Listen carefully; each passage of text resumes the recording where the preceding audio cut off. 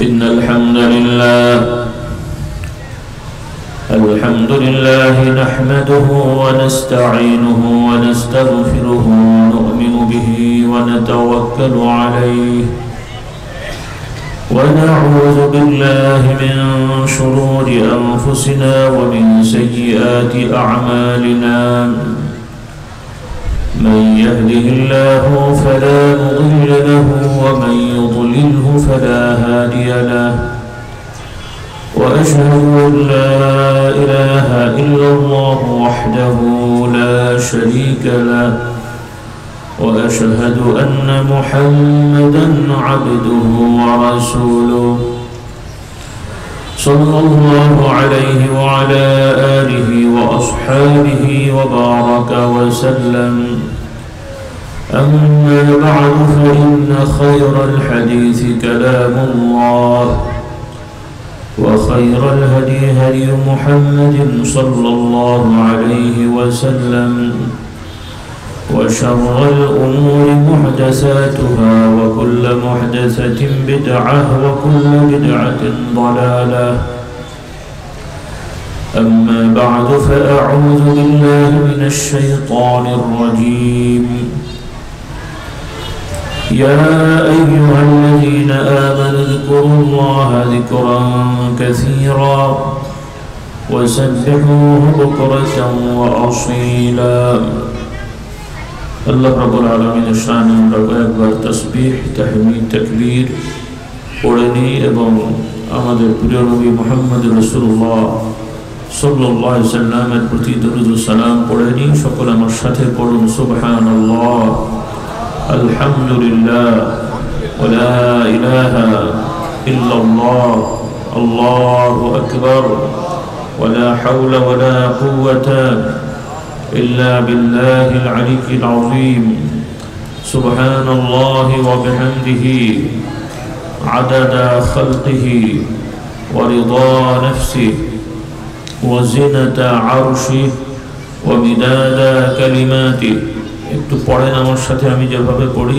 সুবহানাল্লাহি ওয়া বিহামদিহি আদাদা খালকিহি ওয়া রিদা নাফসিহি وزنة عرشه ومداد كلماته سبحان الله وبحمده عدد خلقه ورضا نفسه وزنة عرشه ومداد كلماته لا إله إلا الله وحده لا شريك له له الملك وله الحمد وهو على كل شيء قدير اللهم صل على سيدنا ومولانا محمد النبي الأمي وآله وسلم اللهم صل على محمد وعلى آل محمد كما صليت على إبراهيم وعلى آل إبراهيم إنك حميد مجيد اللهم بارك على محمد وعلى آل محمد كما باركت على إبراهيم وعلى آل إبراهيم إنك حميد مجيد صلى الله عليه وعلى آله وأصحابه وبارك وسلم সকলে পড়ে আলহামদুলিল্লাহ। বাৎসরিক ওয়াজ মাহফিল ও ইসালে সওয়াব আলহামদুলিল্লাহ। এই মাহফিলে বহু বছর ধরে অনেকেই নিয়মিত আসছেন। অল্প কিছু ভাই আছেন যারা হয়তো এবছর এই প্রথম এই মাহফিলে এসেছেন। আমি একটু ধারণা পাওয়ার জন্য বলছি, কারা কারা এবছর এই মাহফিলে প্রথম এসেছেন, আগে আসেননি, এরকম কে কে একটু হাত তুলবেন ধারণা পাওয়ার জন্য। হাত তোলেন দেখি কারা কারা নতুন। অল্প কিছু ভাই, মাশাআল্লাহ, আলহামদুলিল্লাহ, আল্লাহ তাআলা কবুল করুন। আর অনেকেই আছেন আগে থেকে আসছেন এবং গতবারও অনেকে ছিলেন এই মাহফিলে, তাই না? আমার আলোচনার সময় অনেকে ছিলেন। কি কি বিষয় নিয়ে কথা বলেছিলাম কিছু কি মনে আছে? সামনে যারা আছেন কিছু মনে আছে? কি কি বিষয়?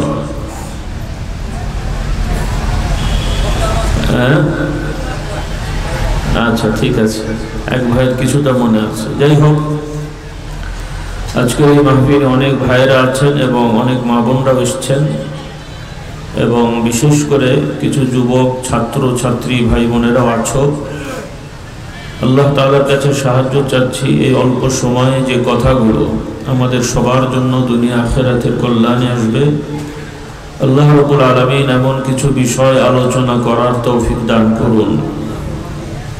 এমন একটা সময় আমরা পার করছি, যে সময় পৃথিবীর একটি বড় অঞ্চলে বিভিন্নভাবে জুলুম চলছে।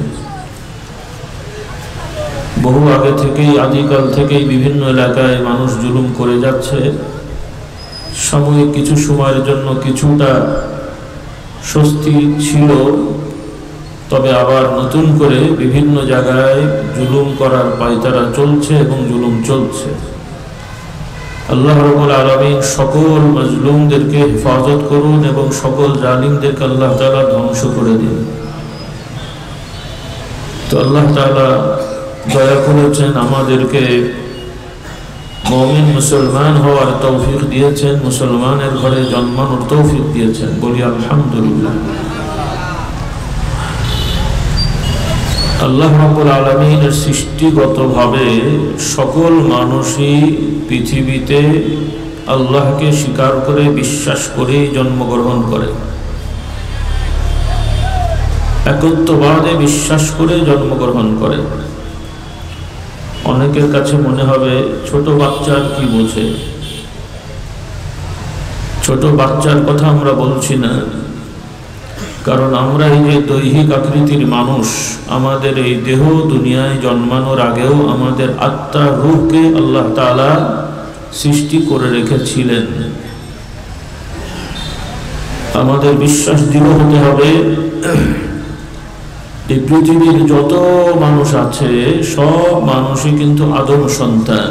কার সন্তান? কথা বুঝতে পারছেন না? আমি জিজ্ঞেস করলে মাঝে মাঝে একটু বলবেন, উত্তর দেবেন, তাহলে বুঝবো যে আপনারা কথা শুনতে চাচ্ছেন এবং বুঝছেন। কিছু না বললে মনে করবে যে আপনারা বুঝতে পারছেন না অথবা শুনতে চাইছেন না। হ্যাঁ, আমার ভাই বোনেরা আছেন, কারণ এখন সব জিনিসই পর্যায়ক্রমে এলোমেলো করে দেওয়া হচ্ছে পরিকল্পিতভাবে, এমনি না। একটা হলো দুর্ঘটনা, অ্যাক্সিডেন্ট, আর একটা হলো পরিকল্পনা করে কিছু ঘটানো। দুটোকে এক জিনিস। স্বাভাবিকভাবে মানুষের পড়াশোনা কম ছিল, পড়াশোনার সুযোগ সুবিধা কম ছিল, অনেক মানুষ অনেক কিছু পড়তে পারতো না, শিখতে পারতো না, জানতো না, সেই দিক থেকে তারা জ্ঞান থেকে দূরে ছিল। কিন্তু বর্তমানে পৃথিবীতে জ্ঞান বিজ্ঞানের চর্চার নামে স্কুল, কলেজ, ইউনিভার্সিটি, গবেষণাগার, বিভিন্ন প্রতিষ্ঠান হলেও সুপরিকল্পিতভাবে, বিশেষ করে যারা মুমিন মুসলিম বংশীয়ভাবে আছেন এবং যারা মুমিন মুসলিম হতে চান, তারা যাতে ইসলামে থাকতে না পারে, ইসলামের শিক্ষায় শিক্ষিত হতে না পারে, সেজন্য পরিকল্পিতভাবে স্কুল, কলেজ, ইউনিভার্সিটিতে এমনভাবে সিলেবাস করা হচ্ছে যাতে এই সিলেবাস পড়ে মুসলমানের ছেলেও একটা সময় নাস্তিক হয়ে যাবে। কি হয়ে যাবে? নাস্তিক। নাস্তিক মানে তো সবাই জানেন, জন্মগত কেউ নাস্তিক হয় না। আল্লাহ তাআলার সৃষ্টি অনুযায়ী প্রত্যেক সন্তান রূহের জগতে যে তার রূহটা আল্লাহকে স্বীকার করেছিল, এই অবস্থায় তারা জন্মায়। পরবর্তীতে বড় হলে, বুঝ হলে তাদের বাবা মা আলহামদুলিল্লাহ যদি মুসলমানের ঘরে জন্মায় তাহলে তাকে ইসলাম শেখায়, আর না হলে বিভিন্ন ধর্ম তাকে শেখানো হয়। কিন্তু আল্লাহ তাআলার পক্ষ থেকে নির্ধারিত দিন, ধর্ম একটাই, সেটা হলো আল ইসলাম। সেটার নাম কি? ইসলাম। আরবিতে ইসলাম বলা হয়। লক্ষাধিক নবী ছিলেন, কিন্তু সব নবী রাসূলের বিধান, দিন একটাই, সেটা হলো আল্লাহর দিন। নবীগণ প্রচলিত নিয়মের গবেষক, চিন্তাবিদ, সায়েন্টিস্ট বৈজ্ঞানিক, বিজ্ঞানী, দার্শনিক, সাহিত্যিক, কবি এই ধরনের কোনো পেশাজীবী বা এই ধরনের কোনো পণ্ডিত নবীগণ ছিলেন না। নবীগণের পরিচয় তারা নবী, রাসূল তথা মহান আল্লাহ রাব্বুল আলামিনের পক্ষ থেকে তাদেরকে জ্ঞান দান করা হয়েছে, তারা সেটাই মানুষকে শিক্ষা দিয়েছেন। বলি আলহামদুলিল্লাহ। এই বুঝটা আমাদের থাকতে হবে ভাই বোনেরা। তো যে কথা বলছিলাম, পৃথিবীতে এখন মানুষ কোত্থেকে হয়েছে এগুলো নিয়ে অনেক তর্ক বিতর্ক আছে। ইউনিভার্সিটি কলেজে যারা ইসলাম শেখেনি, শুধু গতানুগতিক অন্যদের বই পুস্তক পড়ে, তাদের কাছে মানুষ কোত্থেকে হয়েছে স্পষ্ট কোনো ধারণা নেই। যারা ইসলাম শিখেছে তারা বলে আমরা আদম সন্তান, শুরু আদম দিয়ে।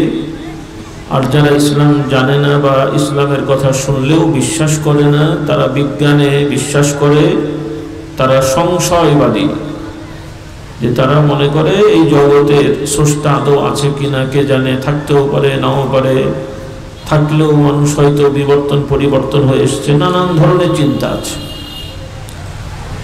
তো আমার ভাই বোনদের বলতে চাই, শুধুমাত্র আমরা যে বিশ্বাস করলাম আল্লাহ আমাদের স্রষ্টা, মুহাম্মদ সাল্লাল্লাহু আলাইহি ওয়াসাল্লাম শেষ নবী, এতটুকু বললেই কিন্তু মুসলিম হওয়া যায় না।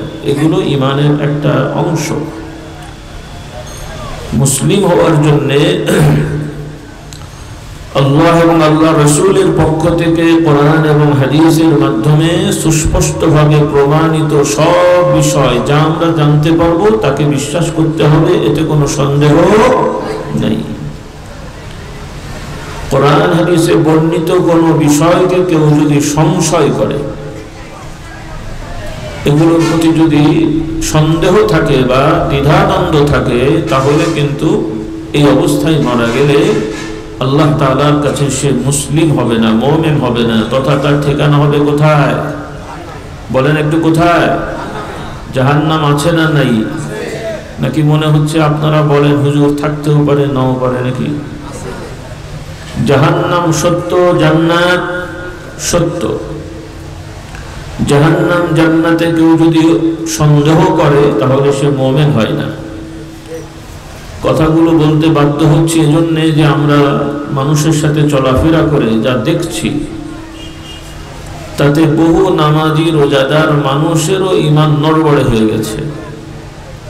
হয়তো বলবেন তারা তো নামাজ পড়ে রোজা করে, এগুলো করছে, সে মনে করছে করতে হয় তাই করছে, দৃঢ়তা নেই, ইয়াকিন নেই। এটা খুব বড় ভয়ঙ্কর বিষয়। এজন্য আমার ভাই বোনদের বলতে চাই, সবাই হয়তো মাদ্রাসায় পড়া সম্ভব হবে না, সবাই দাওরা পাস, টাইটেল পাস করা সম্ভব হবে না, কিন্তু যে যেই পর্যায়ে আছি আমরা ভালো আলেম ওলামা, সত্যবাদী আলেম ওলামাদের সঙ্গে থেকে নিজেরাও কিছু বই পুস্তক সংগ্রহ করে কোরআন হাদিসের চর্চা যেখানে হয় সেখানে আমরা উপস্থিত হয়ে নিজেদের ঈমান আমলকে শুধরে নেওয়ার চেষ্টা করব। রাজি আছি ইনশাআল্লাহ? ইসলাম কঠিন কিছু না, ইসলাম স্বভাবজাত ধর্ম। বলি আলহামদুলিল্লাহ।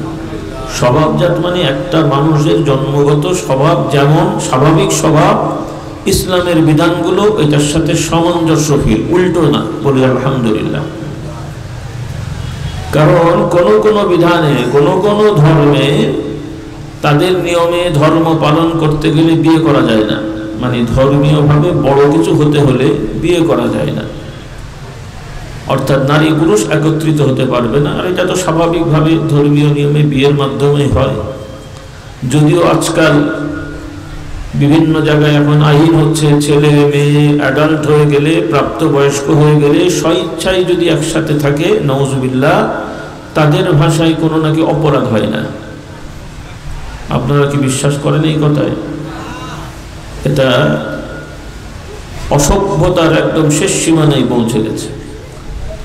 পৃথিবীর কোনো ধর্মেই এই বিষয়গুলো বৈধ ছিল না, যদিও আমরা অন্য কোনো ধর্মকে স্বীকার করি না সব হক বলে। ইসলামে তো নেই। আর প্রচলিত যে ধর্মগুলো চলছে এগুলোতেও বিবাহ শাদী ছাড়া নারী পুরুষ একত্রিত থাকবে, এগুলোকে বৈধতা দেয়নি। তো যাই হোক, যে কথা আমি বলতে চাচ্ছিলাম,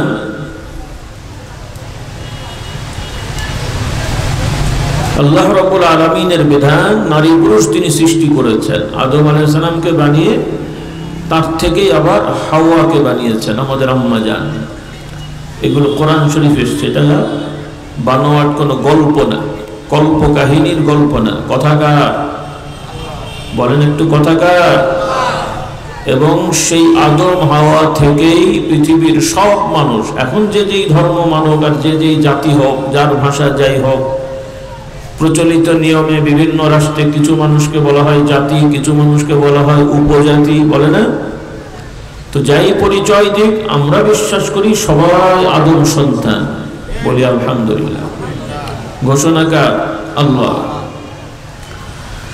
আল্লাহ রাব্বুল আলামিন ইরশাদ করেন, ইয়া আইয়ুহান নাস ইন্না খালাকনাকুম মিন যাকারিন ওয়া উনসা ওয়া জাআলনাকুম শুউবান ওয়া ক্বাবাইলা লিতাআরাফু ইন্না আকরামাকুম ইনদাল্লাহি আতকাকুম। আল্লাহ তাআলা বললেন, হে মানুষেরা, আমি তোমাদেরকে এক পুরুষ এবং নারী থেকে সৃষ্টি করেছি এবং তোমাদেরকে বিভিন্ন জাতি গোষ্ঠীতে আমি বিভক্ত করে দিয়েছি, যাতে একে অপরকে পরিচয় দিতে পারো, চিনতে পারো, শনাক্ত করতে পারো।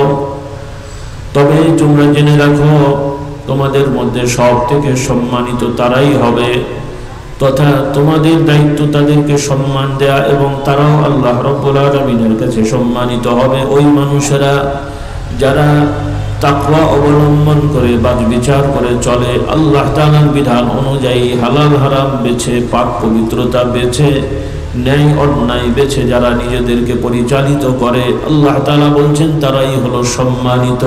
সুবহানাল্লাহ। এই জন্য ইসলামের শিক্ষা মানুষের বংশের কারণে সম্মান দিতে হবে তা না। বংশের ধারাবাহিকতা একটা ভালো জিনিস। এক এক এলাকায় কোনো এক ব্যক্তি সম্মানিত হয় বিভিন্ন ক্ষেত্রে, পরবর্তীতে তার সন্তানদেরকে মানুষ একটু সম্মান করে, এটা দোষণীয় না।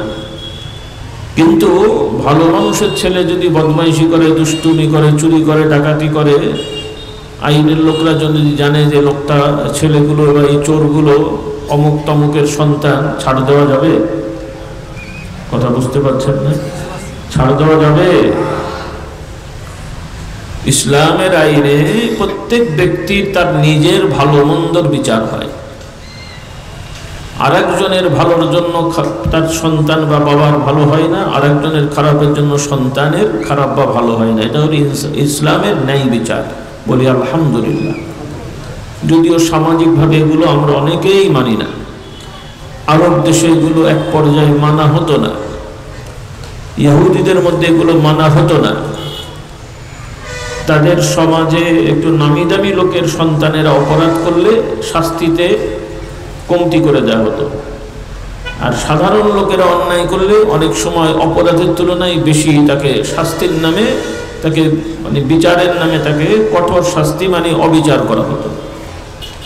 ইসলামের বিধানে এগুলো সব নিষেধ করে দেওয়া হয়েছে, কারণ আল্লাহ আমাদের শিখিয়েছেন সবাই আমরা আদম সন্তান। সাময়িকভাবে হয়তো সমাজে কেউ একটু নামি হয়েছে, কেউ একটু কম নামি হয়েছে, কিন্তু মানুষ তো আমরা আদম সন্তান। বলি আলহামদুলিল্লাহ। এই শিক্ষাটা আমাদেরকে ভালো করে ধরে রাখতে হবে। রাসূলুল্লাহ সাল্লাল্লাহু আলাইহি ওয়াসাল্লাম এটা শিখিয়েছেন। বলি আলহামদুলিল্লাহ। আজকে পৃথিবীর কিছু রাষ্ট্রকে উন্নত রাষ্ট্র বলা হয়, কিছু রাষ্ট্রকে উন্নয়নশীল বলা হয়, অনুন্নত বলা হয়, বিভিন্ন সংজ্ঞা তারা দিয়েছে। তো যে সমস্ত রাষ্ট্রকে উন্নত রাষ্ট্র বলা হয়, এই রাষ্ট্রগুলোর উন্নতির পেছনে যে চাবিকাঠি, যেই কারণে তারা উন্নতি করতে পেরেছে, বাস্তবতা হলো এর অধিকাংশই হলো ইসলামের আইন। বলুন সুবহানাল্লাহ। যদিও তারা অমুসলমান। আপনারা হয়তো মনে করছেন যে আমেরিকার লোকেরা মদ খায়, শুয়োর খায়, কোরিয়ার লোকেরা কুত্তা খায়, এই জন্য মনে হয় তারা স্যাটেলাইট, তারপরে কি বলে ক্ষেপণাস্ত্র, সাবমেরিন এগুলো বানাতে পেরেছে। আপনারা গরু ছাগল খাওয়ার কারণে মনে হয় পারছেন না, কুকুর বিড়াল খেলে আপনারাও পারবেন নাকি মনে হয়? হ্যাঁ, মানে আপনাদের ছেলেরা যদি মদ আর শুয়োর খাওয়া শুরু করে দেয়, তাহলে মোটামুটি কয়েক বছরের মধ্যে মিসাইল বানাতে পারবে নাকি? তাহলে ওরা ন্যাংটা ঘুরে বেড়িয়ে মদ খেয়ে, শুয়োর খেয়ে, স্যাটেলাইট এগুলো বানায়নি। ওগুলো খাই ঠিক আছে, এগুলো তাদের বড় অভ্যাস। কিন্তু ওদের ভালো দিকগুলো হলো ওরা পরিশ্রমী, অলস না। বেশিরভাগ মানুষ ওরা পরিশ্রম করে এবং তাদের সমাজে যাদের যে যোগ্যতা আছে সেই যোগ্যতাকে মূল্যায়ন করে। আর আপনাদের সমাজে নকল ছাড়া পাস হয় না, বান্ডিল ছাড়া চাকরি হয় না। কি বলেন? সে মাদ্রাসা বলেন, এমনকি কোথাও কোথাও মসজিদেও ইমামতিতে বান্ডিল লেগেছে। কি বিপদ বলেন দেখি। তাও আবার ইমাম না, আমি শুনেছি খাদেমের চাকরিতেও বান্ডিল লেগেছে। খাদেম ঝাড়ু দেবে, পায়ে ওর বেতনই বা কত দেবে, কত। মুসলমানের দেশ, নাউজুবিল্লাহ পড়ে। এই যদি মুসলমান হয়তো শয়তান কেড়ে ভাই, আল্লাহ আমাদের হেদায়েত দান করুন। তাহলে সহজভাবে বুঝে নেন। ইদানিং আমার আগেও মুহতারাম আলোচনা করেছেন, তখন অনেকেই আপনারা আসেননি। আসলে এই মাহফিলটা সারা রাত হওয়ার কারণে আপনারা দেরি করে আসেন, আবার বেশি সময় থাকেনও না। প্রথম দিকেও খুব একটা লোক থাকেন না, শেষের দিকেও থাকেন না, মাঝখানে অল্প সময় থাকেন। একটু চেষ্টা করেন বেশি সময় থাকার, আগে আগে আসার। ওলামা ইকরাম আসেন, কথা বলবেন, ইনশাআল্লাহ আল্লাহ তাআলা সবাইকে পূর্ণাঙ্গ সময় থেকে কিছু শেখার তৌফিক দান করুন, বলুন আল্লাহুম্মা আমিন। তো এখন অন্য দেশের উন্নয়নের চাবিকাঠিগুলো অনেকে ধরতে পারছে না। তারা আনুষঙ্গিক জিনিস চিন্তা করে আমাদের ঘাড়ে, মুসলমানদের ঘাড়ে চাপাতে চাচ্ছে, যেগুলো উন্নয়নের কোনো মাপকাঠি না। এগুলো তাদের সামাজিক রেওয়াজ, তারা আগে থেকে মেনেছে, এগুলোর সাথে উন্নয়নের কোনো সম্পর্ক নেই। কিন্তু আপনাদের সমাজে ভালো কাজ করবে না, উন্নয়নের নামে শয়তানি কাজগুলোকে রাষ্ট্রীয়ভাবে স্বীকৃতি দেওয়া হয়েছে, আবার ভবিষ্যতে আরো বাড়ানোর চিন্তা চলছে, বলুন নাউজুবিল্লাহ। এই সমাজের মেয়েরা বিয়ে শাদী বাদ দিয়ে সরকারের লাইসেন্স নিয়ে পুরুষের সেবা দেবে। কি সেবা ও তার মামার মুখে বলাটাও শোভা পাচ্ছে না, এগুলো আর বলতে হয়। বুঝেছেন কথাটা? কি আমার পাবলিক বোঝে না? নাউজুবিল্লাহ, আমার কথা বুঝেছেন? আচ্ছা, এর কারণে কি আপনাদের সমাজের নারীরা কোটিপতি হয়ে যাবে? কোটিপতি হয়ে যাবে সব?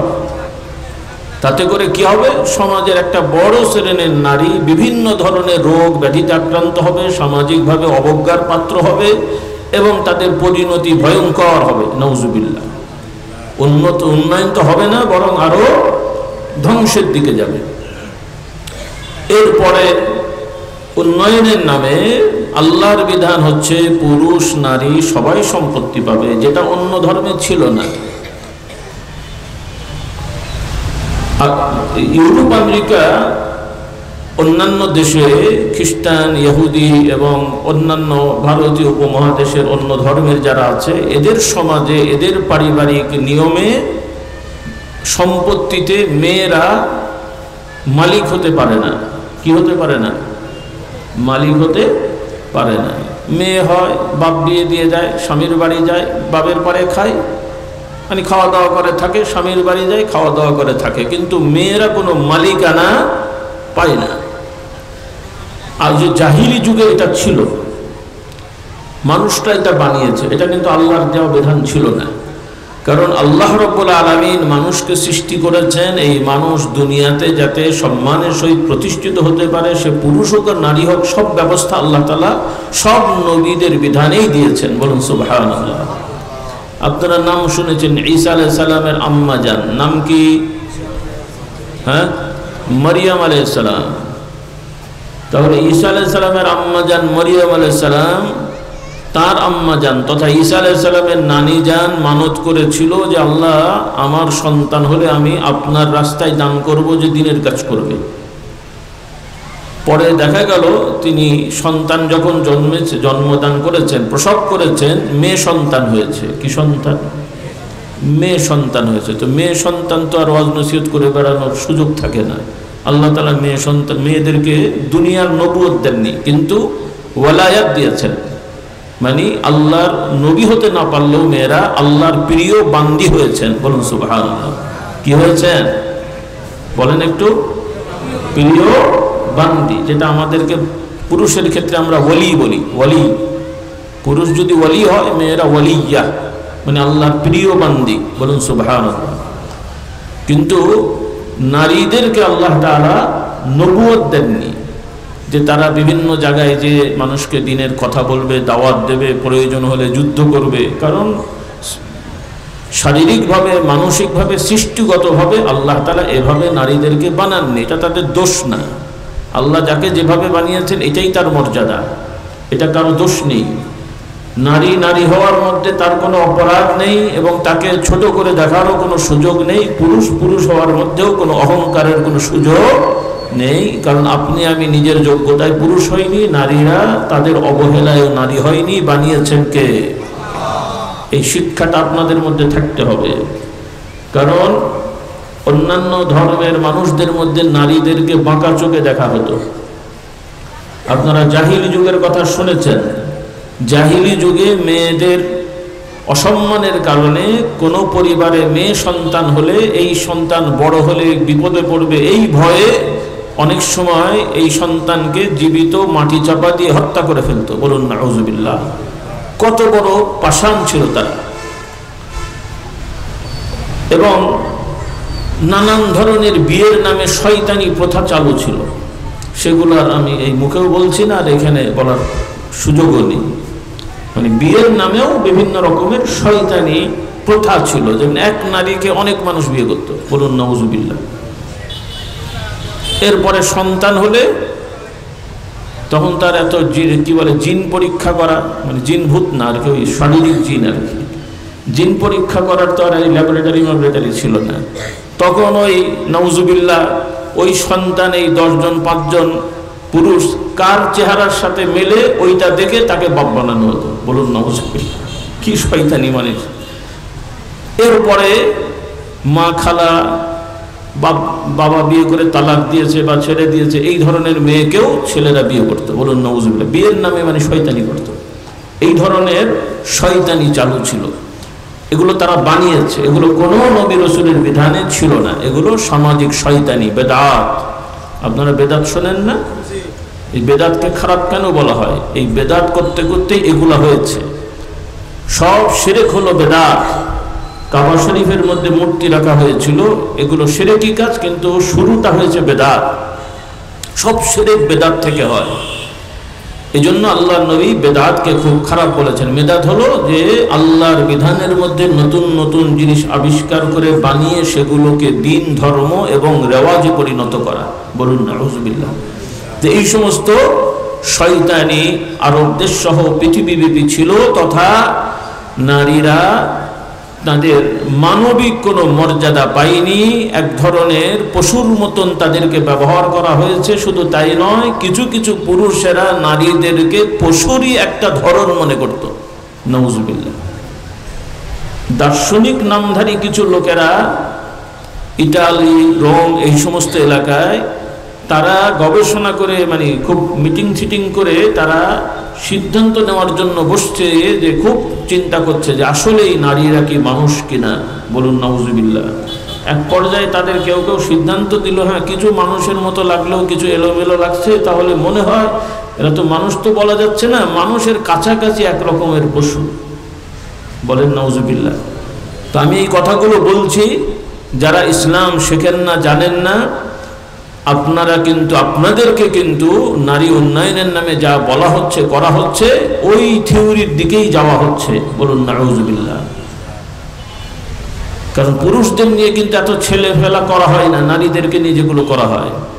সেজন্য আমার সমাজের নারী সম্প্রদায়ের প্রতি আহ্বান, কারণ অধিকাংশ আমাদের সমাজের ছেলেমেয়েরা ইসলাম শিখতে পারছে না, কারণ বেশিরভাগ ছেলেমেয়েরা স্কুলে পড়ে।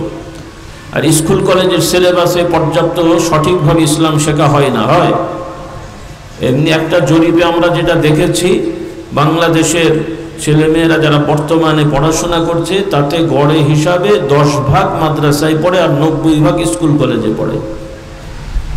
আর এই 90 ভাগ যে স্কুল কলেজে পড়ে, স্কুল কলেজের সিলেবাসে তো ইসলাম শেখা হয় না। আপনারা হয়তো বলবেন ইসলাম শিক্ষা নামক বই আছে, তো এই বই দিয়ে আর কি শেখে রে ভাই, কতটুকু মনে থাকে? যাও প্রাইমারি লেভেলে একটু 2-4 পাতা পড়ানো হয়, হাই স্কুল এবং কলেজ ইউনিভার্সিটি লেভেলে বাংলা ইংরেজি সাহিত্য এবং দর্শনের নামে বিভিন্ন ফিলোসফারদের যে বক্তব্যগুলো পড়া হয় বলা হয়, এতে করেও যাও একটু ইসলামের বিষয় অন্তরে থাকে, মাথায় থাকে, ওগুলো ধুয়ে মুছে একদম পরিচ্ছন্ন হয়ে এদের অধিকাংশই সংশয়বাদী হয়। বলুন নাউজুবিল্লাহ। আল্লাহ তাআলা আমাদেরকে সঠিক বুঝদান করুন। বলুন আল্লাহুম্মা আমিন। তো আমার ভাই বোনেরা, আল্লাহ রাব্বুল আলামিন কোরআন নাজিল করে মানুষদেরকে শিক্ষা দিলেন যে আমি তোমাদেরকে এক পুরুষ নারী থেকে সৃষ্টি করেছি, অর্থাৎ সব পুরুষরা তোমাদের মায়ের থেকে জন্মেছ, সব নারীরাও তোমাদের বাবা হলেন পুরুষ। কাজেই কাকে আপনি অবজ্ঞা করবেন, করতে পারবেন? মা ছাড়া আপনি জন্মেছেন, বাপ ছাড়া আপনি জন্মেছেন, তাহলে কাউকে অবজ্ঞা করার কোনো সুযোগ নেই। এরপরে আল্লাহ তাআলা আবার বললেন পুরুষ নারী তাদের জন্য আল্লাহ ইবাদত দিয়েছেন। বলুন সুবহানাল্লাহ। ইবাদত শুধু পুরুষরাই করে আল্লাহওয়ালা দিনদার হয়ে জান্নাতি হবে, নারীদের নাই, ব্যাপারটা কি এরকম? কারণ অন্যান্য ধর্মে নারীরা কিন্তু অনেক ইবাদত করতে পারে না, বা ধর্মীয় বই পড়তে পারে না, ধর্মীয় বই পড়া তো দূরের কথা, ছুঁতেও পারে না, এরকম রেওয়াজও তাদের আছে। পক্ষান্তরে ইসলামের বিধানে সব ইবাদতই পুরুষরাও করে, নারীরাও করে, করতে হয়, কিন্তু কিছু নিয়মের তফাৎ আছে। বলুন সুবহানাল্লাহ। কিছু কি নিয়মের তফাৎ আছে। যেমন উদাহরণস্বরূপ, পুরুষরা নামাজ পড়বে, নারীরাও পড়বে। পুরুষরা জামাতে নামাজ পড়তে বাধ্য, যদি আপনারা অনেকে পড়েন না, ঠিক মতো পড়েন না। আজকে থেকে আমরা নিয়ত করে ফেলি, আমার যুবকেরা ভাইরা, ইনশাল্লাহ পারতপক্ষে আমরা কেউ জামাত তরক করব না, মসজিদে যে জামাতে নামাজ পড়ব। বলি ইনশাল্লাহ। আল্লাহ তাআলা আমাদেরকে তৌফিক দান করুন। একা একা নামাজ পড়ার তুলনায় মসজিদে যে জামাতে নামাজ পড়লে কত গুণ সওয়াব? কমপক্ষে 27। তো আপনাদের সওয়াবের দরকার নেই মনে হয়, অনেকের ঘরে সব রাখার জায়গা নেই সম্ভবত, কি বলে? হ্যাঁ, আচ্ছা, এটা তো সওয়াবের কথা বলা হলো। যদি এলাকার মসজিদের কমিটিরা বলে যে আমাদের মসজিদে যে জামাতে নামাজ পড়বে 100 করে টাকা দেওয়া হবে, কেমন হবে? হ্যাঁ, মসজিদে জায়গা হবে? তাহলে আমরা পুরুষেরা জামাতে নামাজ পড়ব, তবে নারীদের জামাতে আল্লাহ তাআলা বাধ্য করেননি, কারণ নারীদের কিছু কর্ম আছে, কিছু শারীরিক বিষয় আছে, সব সময় জামাতে যাওয়া তাদের জন্য কঠিন হবে। আল্লাহ তাআলা নারীদের জন্য জামাতে যাওয়া বাধ্য করেননি, আবার নিষেধাজ্ঞাও দেননি। বলেছেন হাদিসের ভাষায়, নবী সাল্লাল্লাহু আলাইহি ওয়াসাল্লাম বলেছেন পুরুষরা জামাতে নামাজ পড়বে, নারীরা জামাতে যেতে পারে, তাদেরকে জামাতে যাওয়াতে বাধা দিও না, কিন্তু তাদের বাড়িতে পড়া উত্তম। কোথায় পড়া উত্তম? কিন্তু দরকার হলে, প্রয়োজন হলে, বা কখনো সে চাইলে জামাতে যাবে। এখন এই মশলা আমাদের সমাজে হয়তো চালু নেই, যার কারণে অনেকের শুনে একটু বেখাপ্পা লাগছে। আবার আমাদের কিছু আলেম ভাইরা আছেন আমার মতন কমবুঝ, তারা হয়তো মনে করছেন আগে ছিল, এখন আর এই মশলা নাই। এই মশলা আগেও ছিল, এখনো প্রযোজ্য, কিন্তু আমাদের সামাজিক প্রেক্ষাপটে হয়তো আমরা পালন করতে এতদিন পারিনি। ইনশাল্লাহ ভবিষ্যতে আমাদের চেষ্টা করতে হবে। রাগ করলেন মনে হয়? হ্যাঁ, অর্থাৎ ভারতীয় উপমহাদেশে একসময় মসজিদে যাওয়া নিরাপদ ছিল না। এই যেমন এখন আলহামদুলিল্লাহ, আল্লাহর শুকরিয়া, আপনারা বাংলাদেশ নামক একটা রাষ্ট্রে আছেন, শতকরা 90% মানুষ মুসলমান। অনেক সমস্যা থাকলেও আলহামদুলিল্লাহ আমরা স্বাধীনভাবে নামাজ, রোজা, হজ, যাকাত, ব্যক্তিগত ইবাদত আমরা করতে পারছি, বলি আলহামদুলিল্লাহ। কিন্তু ভারতের সব জায়গায় কি করতে পারছে? 50, 60, 100 বছর, 200, 500, 700 বছরের মসজিদ ভেঙে দেওয়া হচ্ছে। তো যেখানে পুরুষরাই নিরাপত্তা নাই, মসজিদে নামাজ পড়া দূরের কথা ভেঙে দিচ্ছে, তো সেখানে নারীরা যাবে কেমন করে? আল্লাহ তাআলা নারীদের বিশেষ নিরাপত্তার ব্যবস্থা করেছেন, কারণ তারা সেনসিটিভ। পুরুষদের তুলনায় নারীদের বিষয়গুলো একটু সেনসিটিভ। পুরুষদেরকে নির্যাতন করলেও একটা পর্যায় থাকে, কিন্তু নারীদের নির্যাতনটা কঠিন, সেগুলো তার অত বলা লাগে না। সেজন্য নারীরা যাতে কোনো রকমই বিপদগ্রস্ত না হয়, সেজন্য আল্লাহ তাআলা সব রকমের বিধান দিয়েছেন নারীদের নিরাপত্তা সুরক্ষা নিশ্চিত করার জন্য। বলুন সুবহানাল্লাহ। ইসলামের বিধানই একমাত্র পর্যাপ্ত এবং প্রয়োজনীয় সুরক্ষা নিরাপত্তা নারীদেরকে আল্লাহ দিয়েছেন ইসলামের বিধানের মাধ্যমে। এই রকম সুরক্ষা নিরাপত্তা পৃথিবীর কোনো আইন দিতে পারেও নি, পারবেও না। এবং যত সুরক্ষা নিরাপত্তার নামে যত আইন কানুন করা হচ্ছে, প্রত্যেকটা আইনের মধ্যেই নারীদের সুরক্ষা নিরাপত্তার তুলনায় তাদের ক্ষতিটাই বেশি। বিশ্বাস করেন কথাগুলো? না কথা মাথায় ঢুকছে না? আল্লাহ তাআলা আমাদের বুঝ দান করুন।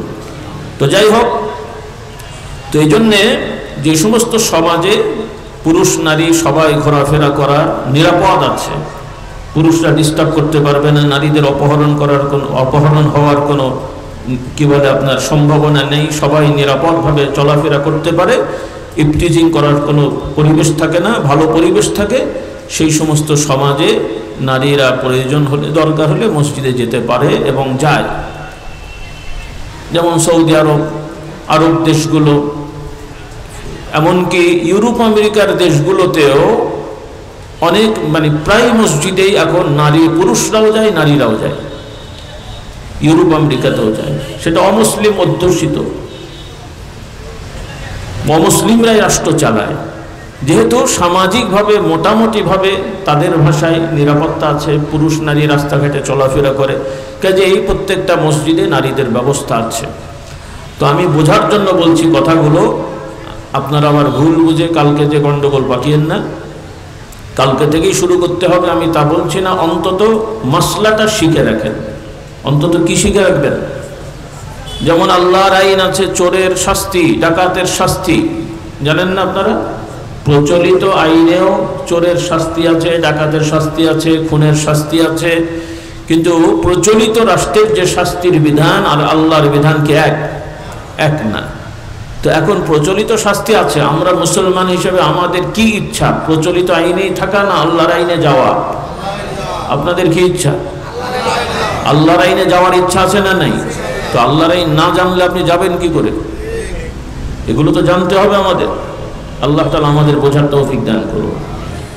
এখন মনে করেন বাংলাদেশের 8, 9, 10 বছরের মেয়ে পড়তে যায় না, এরকম মেয়ে খুব একটা আছে। 100 জনের মধ্যে কটা পাবেন? 1-2টো পাওয়া মুশকিল হবে, হাজারে 3-4টা হয়তো পাওয়া যাবে। এখন ছেলে মেয়ে সবাই কোথাও না কোথাও স্কুল অথবা মাদ্রাসায় পড়তে যায় কি যায় না? বরং অধিকাংশ ছেলে মেয়েরা সহশিক্ষার প্রতিষ্ঠানে যায়, যেখানে ছেলে মেয়ে একসাথে পড়ে। আর সেখানে যদি পর্দার সহিত মসজিদে মেয়েদের আলাদা ব্যবস্থা করা হয়, এটা কি আমাদের জন্য ক্ষতিকারক না উপকারী? উপকারী হবে। কারণ আপনারা তো মেয়েগুলোকে আটকাতে পারেননি, বরং যেই মেয়েগুলো অন্য জায়গায় যে ভুল শিখবে বা পথভ্রষ্ট হওয়ার সম্ভাবনা আছে, এরা মাঝে মাঝে মসজিদের খুতবা শুনে, আলেমদের ওয়াজ শুনে, তারা ওই ভুল পথ থেকে আশা করা যায় ভালো পথে আসতে পারবে। কথাটা বোঝাতে পেরেছে? এই যে আজকে আপনারা এখানে ওয়াজ শুনছেন, দূরত্ব বজায় রেখে মা বোনদের বসার জায়গা করা হয়েছে। আমার তো মনে হয় তাদের সংখ্যা আপনাদের থেকে কম না। আচ্ছা, কম বেশি যাই হোক, এতে কি আপনাদের কোনো সমস্যা হচ্ছে না ওনাদের কোনো সমস্যা হচ্ছে? রাস্তাঘাটেও কি কোনো সমস্যা হচ্ছে? কাজে এই বুঝগুলো আপনাদের থাকতে হবে। আপনাদের নিয়ে অতটা টেনশন না, আপনাদের আলেমরা বললে আপনারা শোনেন। কিন্তু আমাদের মতন কিছু আমাদের আলেম ভাইরা আছেন, তারা অনেক সময় মুখস্থ কথা বলেন, বাস্তবতাগুলো তারা অনুধাবন করার চেষ্টা করেন না, যার কারণে দুষ্ট লোকেরা সুযোগটা বেশি পায়। বাংলাদেশের 18 কোটি মানুষের প্রায় 16 কোটি মানুষ মুসলমানের সন্তান, 8 কোটি ভোটারের প্রায় গড়ে দেখা যাবে 6.5-7 কোটি হলো মুসলমান ভোটার। এবং বেশিরভাগ রাজনৈতিক দলের নেতা কর্মীদের বেশিরভাগই মুসলমানের সন্তান। কোটি কোটি মুসলমানের মধ্যে কয়েক হাজার দুষ্ট শয়তানরা এখন দেশ চালাচ্ছে। তাদের কথাই কোটি কোটি আপনারা ভালো মানুষদের নাকানি চুবানি খেতে হচ্ছে। কেন? যে আমরা অসচেতন। কারণ আপনারা এই কোটি কোটি ইমানদার যদি আওয়াজ তোলেন, জোরালো ভাবে ভূমিকা রাখেন, তাহলে এই কয়েক হাজার শয়তান কি সুযোগ পায়? এই জন্য আপনাদেরকে এই বিষয়গুলো অনুধাবন করতে হবে। আপনারা যারা গ্রামের মানুষ মনে করেন না যে আমরা গ্রামের মানুষ, আমাদের কি করার আছে রাজনীতিতে, কে কি করলো, কারণ এই দেশে আর যাই হোক ভোটের একটা সিস্টেম আছে। তো সেই ভোটের সিস্টেমে এই সমাজের বড় শিক্ষিত লোকেরও ভোটের যা মূল্য, আপনি গ্রামের কৃষকেরও মূল্য একই মূল্য। যদি ভোট হয় কথার কথা, ফেরেশতারা যদি না দেয়, আপনাদের দেওয়ার যদি সুযোগ থাকে, তাই তো, তাই না? কারণ মাঝে মাঝে আপনাদের দেশে অনেক বরকত হয়, আপনাদের হয়ে ফেরেশতারা ভোট দিয়ে চলে যায়, তাই না? তো এখন তো যদি ফেরেশতারা ভোট না দেয়, আপনাদের যদি ভোট দেওয়ার সুযোগ থাকে, তাহলে আপনাদেরকে জোরালো পদক্ষেপ নিতে হবে। যেই সমস্ত লোকেরা, নেতারা কোরআন সুন্নাহর বাইরে চলে, এই রকম কোন লোকের পেছনে আমরা সহযোগিতা করব না। রাজি ইনশাআল্লাহ? কথা ক্লিয়ার? নাকি অন্ধের মতন ওই দল সে দল আগে থেকে করে এসছি তাই করবো? আরে বাবা, কেন এই দেশের যে দলগুলা হয়েছে, অধিকাংশ দলের প্রতিষ্ঠাতারা এখন দুনিয়ায় নেই, সব মারা গেছে। তারা কি ছিল না ছিল বাবা আমিও জন্মে দেখিনি, তাদের মরার আমার কি বলে পরে জন্ম, কাজে হয়তো তারা ভালো থাকতেই পারে, তো তারা তো আর নাই, তো তাদের দোহাই দিয়ে এখন চললে তো হবে না। তারা কবর থেকে তো আর দল চালাচ্ছে না। এখন যারা দল চালাচ্ছে আপনি তাদেরকে দেখবেন যে এই লোকগুলো কেমন, যদি এই লোকগুলো ভালো হয় তাহলে আপনি সেই লোকের পেছনে চলেন। তো এই কবরের মুর্দা নেতার মহব্বতে এই শয়তানগুলোর পেছনে দৌড়াতে হবে নাকি? কথা বোঝাতে পেরেছি আমি? ক্লিয়ার? আলহামদুলিল্লাহ। তো যাই হোক, কাজে আপনাদেরকে ভূমিকা রাখতে হবে। আলহামদুলিল্লাহ, আল্লাহ তাআলা দেখাচ্ছেন ইখলাসের সহিত যদি মানুষ এগোয়, জুলুমের শিকার হয়ে যদি এগোয়, আল্লাহ বরকত দেন। বলি আলহামদুলিল্লাহ। কারণ এই দীর্ঘদিনের একটা সমস্যা, বড় বড় দল যা পারে নাই, আমাদের এই কয়েকটা কচি কাঁচা শিশুরা প্যাঁপু করে কান্নাকাটি করে পেরে ফেলেছে। নাই, কারণ এই ছেলেগুলো, ওদের তেমন কিছু মন্ত্রী মিনিস্টার হওয়ার দাবি ছিল না, একটা সামান্য দাবি নিয়ে এগিয়েছে, জুলুমের শিকার হয়েছে, চিল্লাচিল্লি করেছে, আল্লাহ কবুল করে ফেলেছেন। কিন্তু বড় দলগুলো হয়নি, কারণ হলো যে এদের স্বার্থ ছিল, আর এরাও অন্যায় নিজে আর এক অন্যায় প্রতিহত করতে, যে এরাও অন্যায় করতো, সেজন্য আল্লাহর কাছে কবুল হতো না। কথা বলছেন? কারণ আপনি আর এক অন্যায় প্রতিহত করতে যে নিজে অন্যায় করতে পারেন না, আপনাকে নীতির উপরে থাকতে হবে। আল্লাহ রাসূল যুদ্ধ করেছেন, কিন্তু কোনো নিরপরাধ মানুষের গায়ে হাত তোলেননি। আর আপনারা ফিলিস্তিনের পক্ষে মিছিল করতে যে বাটা কোম্পানি জুতো চুরি করে নিয়ে চলে আসে, কি অবস্থা দেখেন। টোকাইরা করে ঠিক আছে, কিন্তু দু চারটে আবার ছবিতে দেখলাম দাড়িওয়ালা টুপিওয়ালা, সবগুলো তো টোকাই ছিল না। কেমন রুচি দেখে। আচ্ছা বুঝলাম তুই ফিলিস্তিনের পক্ষে গেলি, আর একজনের দোকান ভেঙে খেতে কি ইসরায়েলের ক্ষতি হলো? এই দোকানদার কি ইসরায়েলের ইহুদি? কিন্তু এই দেশেরই নাগরিক রে ভাই, মুসলমানের বার্তা, সে ব্যবসা করে বিনিয়োগ করেছে, তার দোকান ভেঙে দিয়ে আপনি কি করলেন? এই যে আবেগ, পাগলামি, নীতিহীন কাজ কারবার। যুদ্ধ হলেও তো কারো দোকান ভাঙার বিধান ইসলামে নেই। আল্লাহ তাআলা তো আমাদেরকে জ্ঞান দান করেছেন। যদি প্রতিপক্ষকে ঘায়েল করতে হয় তাহলে মানুষটাকে ঘায়েল করেন, দোকান তো আর আপনার শত্রু না। কেন ও ঘায়েল হলে ওই দোকান আপনি মালিক হবেন, তো ওইটা ভেঙে ফেললে তো গেল সব। কি বুঝলেন? এই জন্য সম্পদ নষ্ট করতে নাই। ইসলামে যুদ্ধের বিধান থাকলেও সম্পদ নষ্ট করার নিষেধ, শুধু শয়তানগুলোকে নষ্ট করতে হয়। কোনগুলো? শত্রুপক্ষের অস্ত্রধারী যারা শত্রু, এদেরকে হামলা করতে হয়। কোনো নিরীহ নিরস্ত্র মানুষ এবং সম্পদের উপরে আক্রমণ করার বিধান ইসলামে নাই, কারণ এতে কোনো উপকার নেই, ক্ষতি ছাড়া। কারণ সম্পদ আল্লাহর নিয়ামত, বলুন সুবহানাল্লাহ। সম্পদ কি? শত্রুপক্ষের কলা গাছে কলা আছে, তো আপনি কলাগুলো নষ্ট করলে ও খেতে পারলো না, আপনিও পারলেন না। তো শত্রুপক্ষ সাইজ করে যদি কলা গাছ দখল করেন, তো কলাগুলো তো খেতে পারবেন আপনি নাকি? তো ফেলে দিলে কি হবে? তো আল্লাহ আমাদের সঠিক বুঝ দান করুন, বল আল্লাহুম্মা আমিন। তো যাই হোক, কথা প্রসঙ্গে কথা বেড়ে যাচ্ছে, মূল কথায় আমরা আসি। এগুলো একটু বোঝার জন্য বলতে চাই যে ঈসা আলাইহিস সালামের আম্মা জান, তার নানি জান মানত করেছিলেন, কিন্তু আল্লাহ রাব্বুল আলামিন তার ঘরে সন্তান দান করলেন, মেয়ে সন্তান। তিনি আল্লাহর কাছে বললেন, আল্লাহ আমি তো মানত করেছি, আল্লাহ আপনার পথে দেবো, তবে নারী তো পুরুষের মতো না, কি হবে? আল্লাহ তাআলা বললেন আল্লাহ ভালো জানেন, অর্থাৎ এই নারীকে দিয়ে আল্লাহ রাব্বুল আলামিন দ্বীনের ঝান্ডা উঠাবেন। সুবহানাল্লাহ। ওই নারীকে আল্লাহ তাআলা ওয়ালায়াত দান করলেন, তিনি আল্লাহর প্রিয় বান্দী হলেন। যেহেতু মানব ছিল, তিনি নবী হতে না পারলেও তিনি আল্লাহর ঘরের খেদমত করেছেন, মসজিদে অবস্থান করেছেন। আল্লাহ তাআলা কারামত জাহির করে দিয়েছেন। কিয়ামত পর্যন্ত মানুষদের জন্য শিক্ষা যে নারী হয়েও আল্লাহর পথের প্রতীক হয়ে আল্লাহর প্রিয় বান্দা হওয়া যায়। সুবহানাল্লাহ। কোরআনে নারীদের কারামত বর্ণনা আছে। ঈসা আলাইহিস সালামের আম্মা জান, ফিরাউনের স্ত্রী, বলুন সুবহানাল্লাহ। তো যাই হোক, এগুলো দ্বারা আল্লাহ তাআলা আমাদেরকে শিক্ষা দিয়েছেন, নারীদেরকে অবজ্ঞা করো না, নারীদেরকে অবহেলা করো না, তারাও তোমাদের মতন মানুষ। আল্লাহ তাআলা একভাবে সৃষ্টি করেছেন, সেই বিষয়টা আমাদেরকে বুঝতে হবে।